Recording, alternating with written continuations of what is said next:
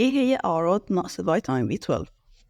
تعب وإرهاق طول الوقت، ضعف الأعصاب، أنيميا وفقدان الوزن، وضعف النظر وعدم التركيز. طب ليه نقص فيتامين B12 بيسبب الأنيميا؟ فيتامين B12 بيشارك في تكوين خلايا الدم الحمراء، وبالتالي لما بينقص بيقل معاه تصنيع خلايا الدم فبتحصل الأنيميا. إمتى أفضل وقت آخد فيه فيتامين B12؟ أفضل وقت ليه هو الصبح، لأن ليه تأثير منشط للجسم والطاقة، وبنشرب بعده مية كتير لأن فيتامين بي بيدوب في المية. هل في مصادر طبيعية ليه؟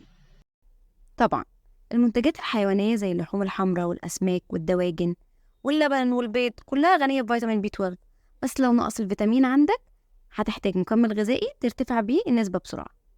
طب إيه أفضل مكمل غذائي فيه فيتامين B12؟ تاتسبيت فيتامين بي 12 حبوب ألمانية بجودة موثوقة 100%، بيديك احتياجك الكامل من فيتامين بي 12 وزيادة شوية، لأنه بيحتوي على تركيز 500 مايكروجرام لدعم صحة الجسم والأعصاب وإنتاج الطاقة.